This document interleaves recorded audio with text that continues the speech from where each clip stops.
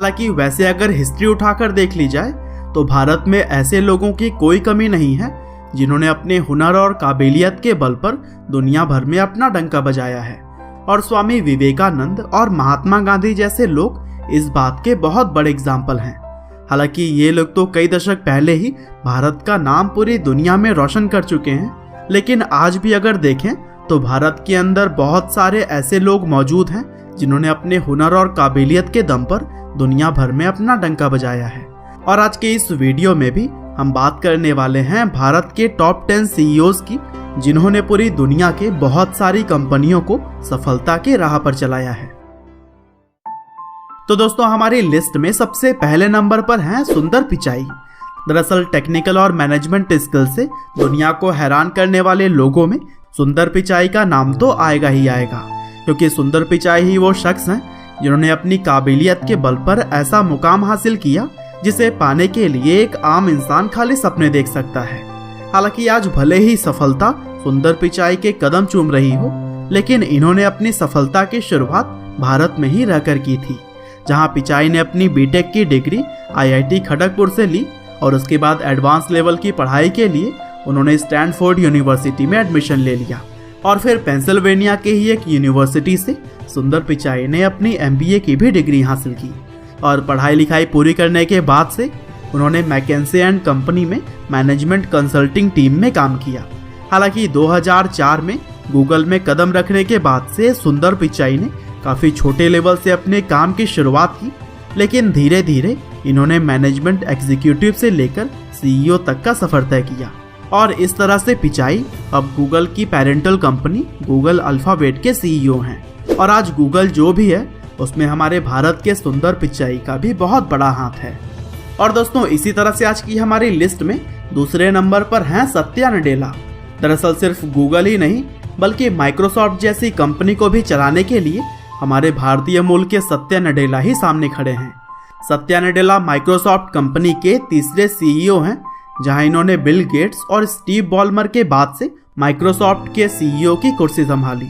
और वे CEO पद को संभालने के बाद से अब तक इस कंपनी को ऊंचाइयों पर ले जाने में लगे हुए हैं। और दोस्तों, आपको यह बात जानकर गर्व होगा कि सत्या नडेला के ही गाइडेंस के अंदर माइक्रोसॉफ्ट दुनिया की मोस्ट वैल्यूएबल कंपनी मानी गई है।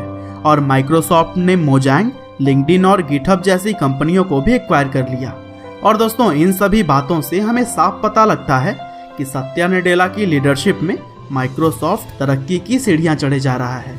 और दोस्तों, शांतनु नारायण आज की हमारी लिस्ट में तीसरे नंबर पर हैं। दरअसल शांतनु एडोबी कंपनी के चेयरमैन, प्रेसिडेंट और CEO हैं। और इन्होंने वैसे तो यह कंपनी 1998 में ही ज्वाइन कर ली थी, लेकिन अपनी ज्वाइनिंग के 8 साल के बाद यह उस कंपनी के CEO की पोजीशन पर खड़े हो गए। और दोस्तों, तब से लेकर अब तक वह बहुत सारे अलग अलग पदों पर काम कर रहे हैं। साथ ही बैराउंस मैगजीन के अनुसार बेस्ट CEO की लिस्ट में शांतनु का नाम सबसे पहले आता है। और दोस्तों, इनकी इन्हीं काबिलियत की वजह से ही इन्हें पद्मश्री के सम्मान से भी नवाजा जा चुका है। और दोस्तों, आज की हमारी लिस्ट में चौथे नंबर पर हैं राजीव सूरी। दरअसल जिस नोकिया फोन का बोलबाला शुरू के टाइम में सबसे ज्यादा था, उस कंपनी को भी आज हमारे भारत के ही राजीव सूरी ऑपरेट कर रहे हैं। हालांकि जब राजीव इस कंपनी के साथ जुड़े थे तब नोकिया की सेल्स बहुत ही ज्यादा गिर चुकी थी, लेकिन राजीव सूरी ने CEO का पदभार संभालने के बाद से न सिर्फ सेल्स का ग्राफ ऊपर किया, बल्कि वह नोकिया को पुरानी पहचान फिर से दिलाने में लगे हुए हैं। और दोस्तों, उनकी कोशिशों को ही देखते हुए उन्हें 2016 में फिनलैंड के business leader of the year के अवार्ड से भी नवाजा गया। और फिर इसी तरह से लिस्ट में 5वें नंबर पर हैं पेप्सिको कंपनी की CEO रह चुकी इंदिरा नूई, जिन्हें की दुनिया की टॉप 100 पावरफुल वुमेन की लिस्ट में भी जगह दिया जा चुका है। दरअसल इंदिरा नूई ने मद्रास क्रिश्चियन कॉलेज से अपनी ग्रेजुएशन पूरी की और फिर Indian institute of management Kolkata से MBA और फिर लास्ट में येले यूनिवर्सिटी से अपनी MS की भी डिग्री ली।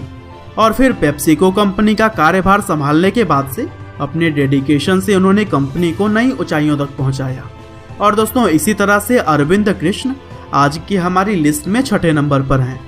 दरअसल IIT कानपुर से अपनी ग्रेजुएशन पूरी करने के बाद उन्होंने यूनिवर्सिटी ऑफ इलिनॉइस से PhD की डिग्री हासिल की और अब वह IBM कंपनी के CEO के तौर पर कार्यभार संभाल रहे हैं। हालांकि उन्होंने अपनी लाइफ में बहुत सारे उतार चढ़ाव देखे हैं, जिसकी बातें हम आगे कभी और उनकी फुल बायोग्राफी में करेंगे। और दोस्तों 7वें नंबर पर हैं अजय पाल सिंह बंगा। दरअसल पद्मश्री अवार्ड से सम्मानित और मास्टर कार्ड के सीईओ के तौर पर अपॉइंट किए गए अजय पाल सिंह बंगा भी भारत देश की शान बढ़ा रहे हैं। अजय वैसे तो पुणे में जन्मे और दिल्ली यूनिवर्सिटी से इकोनॉमिक्स करने के बाद उन्होंने Indian institute of management Ahmedabad से अपनी MBA की डिग्री ली और फिर नेस्ले इंडिया और पेप्सिको जैसी कंपनी में काम करने के बाद अब वह मास्टर कार्ड के सीईओ के तौर पर काम कर रहे हैं। और दोस्तों वीडियो में 8वें नंबर पर हैं संजय मेहरोत्रा, जो कि अमेरिका के ही जाने माने कंपनी माइक्रोन टेक्नोलॉजी के सीईओ के तौर पर काम कर रहे हैं। हालांकि इससे पहले भी वह सैंडिस्क कंपनी के को फाउंडर रह चुके हैं और वहां रहते हुए इन्होंने 2011 से 2016 तक प्रेसिडेंट और सीईओ के तौर पर भी काम किया है। और दोस्तों यूपी के कानपुर से निकलकर इन्होंने जिस तरह से अपने लाइफ में कई सारे अचीवमेंट्स पाए हैं वो काबिले तारीफ है। और दोस्तों आज की हमारी लिस्ट में वसंत नरसिम्हम 9वें नंबर पर हैं, जो कि प्रोफेशन से तो एक डॉक्टर हैं, लेकिन साथ ही मल्टीनेशनल फार्मास्यूटिकल कंपनी नोवार्टिस के सीईओ के पद पर भी काम करते हैं। और इन्हें 2015 में फॉर्च्यून के 40 अंडर 40 लिस्ट में 7th पोजीशन पर रखा गया था।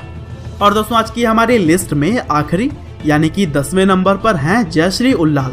वैसे तो जयश्री पैदा लंदन में हुई थी, लेकिन उनका शुरुआती पालन पोषण भारत में हुआ और फिर आगे चलकर वह अरिस्टा नेटवर्क्स की सीईओ और प्रेसिडेंट के पद पर काम करने लगी। दरअसल अरिस्टा नेटवर्क्स दुनिया की काफ़ी जानी मानी कंप्यूटर नेटवर्किंग कंपनी में गिनी जाती है।